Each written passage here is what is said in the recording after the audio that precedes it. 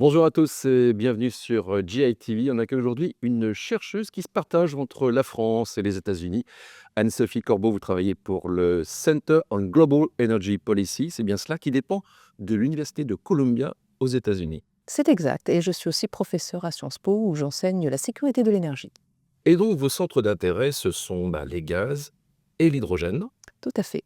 Ça fait à peu près 25 ans que je travaille en fait, sur les marchés à la fois de l'hydrogène et du gaz naturel. Donc j'ai commencé ma carrière en Allemagne où je travaillais sur les piles à combustible et l'hydrogène. J'ai travaillé pour DB System House en tant que stagiaire.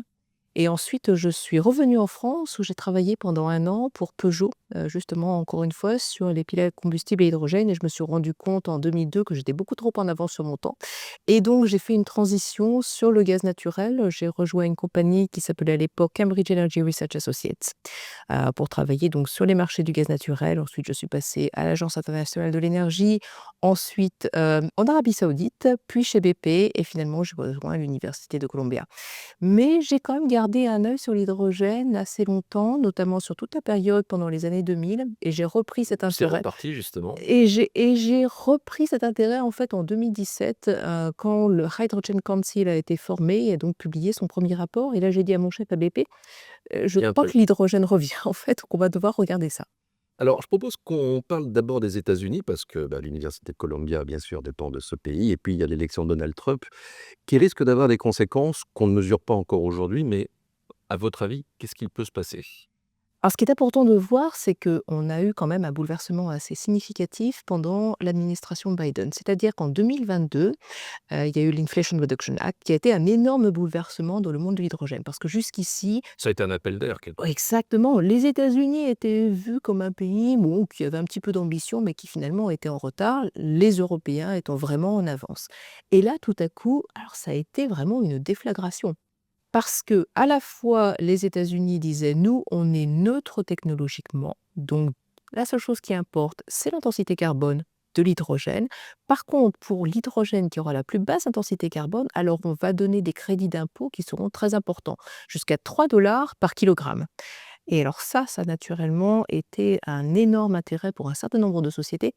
Aussi parce que, comme ce sont des crédits d'impôt, c'est assez simple, une fois que le cadre a été mis en place, de savoir en fait comment y accéder. Chaque société en fait fait sa déclaration d'impôt à un moment dans l'année. Tandis que si on compare par exemple avec le cadre européen, alors il faut monter un dossier pour pouvoir en fait prétendre à des aides qui ne sont pas toujours cumulables. C'est plus simple et puis c'est plus C'est rapide. beaucoup plus simple et cette simplicité, en fait, elle a été particulièrement attractive pour un certain nombre de sociétés et c'est pour ça que d'ailleurs maintenant, on voit qu'un certain nombre de projets ont pris une décision finale d'investissement aux États-Unis. On a à peu près 2,4 millions de tonnes d'hydrogène, surtout en fait de l'hydrogène bas carbone, c'est-à-dire à partir de gaz naturel et de capture du CO2 qui en fait, bouge actuellement. Alors ça, c'était sous Biden. Maintenant, changement d'administration. À votre avis, est-ce que les républicains vont essayer de maintenir ça? Parce que ça marche quand même pas si mal là. Ça, c'est une excellente question parce qu'en fait, donc il y a cette Inflation Reduction Act. Alors, je pense qu'en fait, ils vont y aller au scalpel. C'est-à-dire, il y a des choses qui sont en fait assez ce qu'on appelle bipartisan, c'est-à-dire qui vont être soutenues à la fois par les Il y a un républicains consensus. et les démocrates, exactement. Et par exemple, la capture du CO2 et le stockage, ça, c'est assez bipartisan. C'est pour ça que les projets d'hydrogène en fait bas carbone, les sociétés ont investi en se disant: Quel que soit le nouveau président, que ce soit Harris ou Trump, de toute façon, si ce sont les démocrates, ils ont déjà été en faveur, si ce sont les républicains, de toute façon, ils vont pas changer. Donc ça, c'est pour ça qu'on a eu cet appel d'air. Par contre, là où on a eu une grosse incertitude, c'est sur l'hydrogène renouvelable et en particulier à cause d'une partie donc, de l'Inflation Reduction Act qui s'appelle l'article 45V et qui détermine en fait dans quelle mesure, comment on va calculer l'intensité carbone. Et c'est là où on retrouve en fait une énorme influence de nos amis européens, c'est-à-dire qu'on retrouve toutes ces histoires d'additionnalité, de ce qu'on appelle le temporal matching ou la corrélation horaire, la corrélation géographique et on a eu un énorme débat. Parce que la grosse différence en fait entre les États-Unis et l'Europe, c'est que nous, on a des garde-fous. Mais les Américains, pas du tout. Il n'y a pas en fait de trajectoire des émissions. Il y a un objectif, mais il n'y a pas de trajectoire. Donc l'inquiétude, c'était que comme on donne en fait un crédit d'impôt par kilogramme d'hydrogène produit, on va vouloir produire tout le temps avec son électrolyseur, 24 heures sur 24. Et à la marge, on peut craindre qu'il y ait un petit peu d'électricité venant du charbon, du gaz naturel qui arrive. Et ça, c'est terrible en termes d'émissions. Très bien. Alors, si on regarde rapidement d'autres parties du monde, on voit bien qu'il y a aussi tout un bloc Asie, avec là, ouais, trois prétendants quand même qui sont capables justement de tenir tête aux Américains. Un à signaler, les Chinois. Les Chinois qui avancent très, très vite. Les Chinois qui veulent en fait prendre le leadership technologique, notamment sur les électrolyseurs. Ils sont extrêmement avancés. Grosso modo, la moitié en fait de la capacité de production d'électrolyseurs est en Chine et ils ont aussi beaucoup avancé en termes d'installation des électrolyseurs. Ils regardent en fait différents types d'utilisation. Avec mon équipe, on avait regardé par exemple sur l'ammoniac et on avait revu qu'il y avait 9 millions de tonnes donc, de projets d'ammoniac, c'est pas la même chose que les millions de tonnes d'hydrogène, qui étaient prévus à différents stades d'avancement. Donc ça va quand même assez vite. Et ça veut dire qu'en fait, on a un marché déjà existant en Chine qui permet d'absorber cette production d'hydrogène bas carbone ou d'hydrogène renouvelable. Et ça, c'est particulièrement important. N'oublions pas que la Chine est de très, très, très loin le plus gros marché d'hydrogène mondial. C'est plus de 30 millions de tonnes. Donc, c'est grosso modo un tiers du marché mondial. Ça, c'est leur grande force. Alors, bien sûr, d'ailleurs, on a le Japon et la Corée. Le Japon et la Corée, alors, qui eux ont des choix technologiques qui, je dois dire, personnellement, je trouve un petit peu surprenants, c'est-à-dire mettre de l'ammoniac dans la centrale à charbon pour faire un mélange.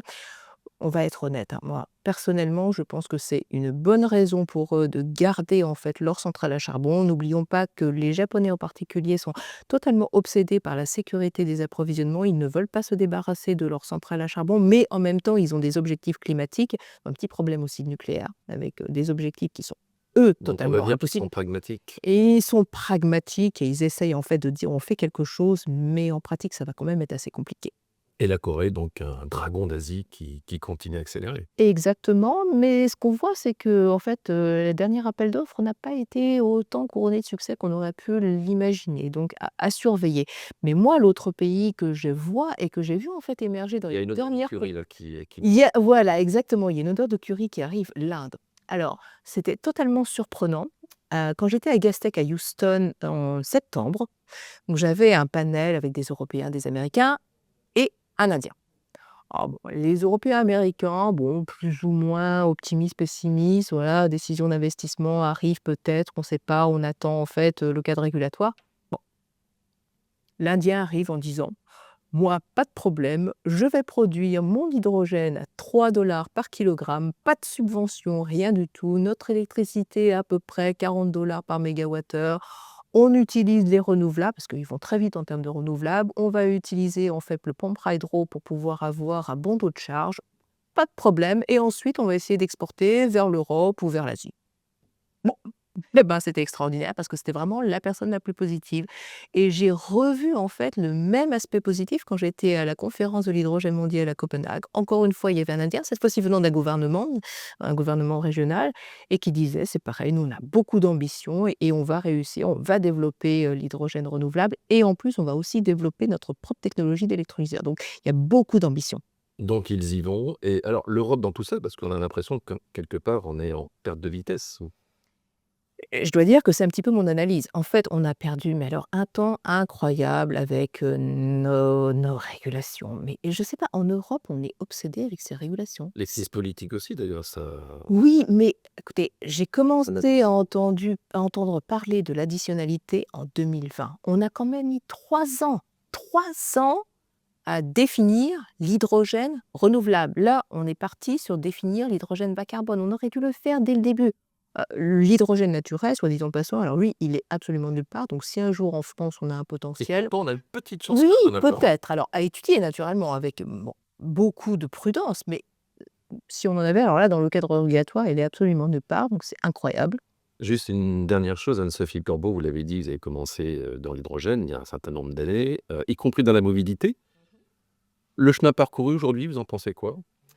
Eh ben, je pense qu'en fait, on a changé. C'est-à-dire que quand moi j'ai commencé, on regardait en fait donc les applications de mobilité, on les regardait aussi des quelques applications, stationnaires. Je ne sais pas si vous vous rappelez d'une PAC qui avait été installée à Shell vers 2020, PAFC, ça rappelle peut-être quelque chose à ceux qui ont à peu près mon âge. On est vraiment passé en fait de la pile à combustible à l'hydrogène. C'est-à-dire maintenant on parle plus de l'hydrogène pour son utilisation comme vecteur d'énergie avec comme but aussi en fait de décarboner tout le système. Parce qu'il y a une petite partie qu'on ne peut pas totalement électrifier. Je pense que pour la mobilité, on voit bien quand même que, bon, pour les voitures, ça va être quand même assez compliqué. On a une grosse compétition Mais les sur tout ce qui est transports électrique. lourds, Mais les il y a un transports champ des lourds, possibles. il y a un champ des possibles.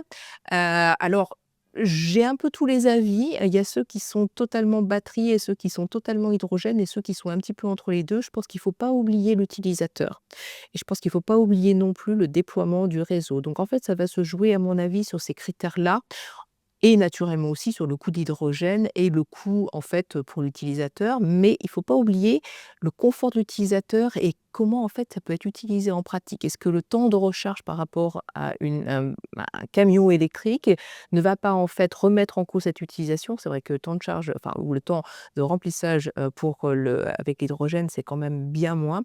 Mais il faut aussi voir dans quelle mesure les déploiements des réseaux, soit pour, l'hydrogène, soit pour les camions électriques vont être déployés. Ça, c'est très important également. Merci pour ce tour d'horizon. C'était Anne-Sophie Corbeau du Center on Global Energy Policy. Merci à vous et à bientôt sur GITV.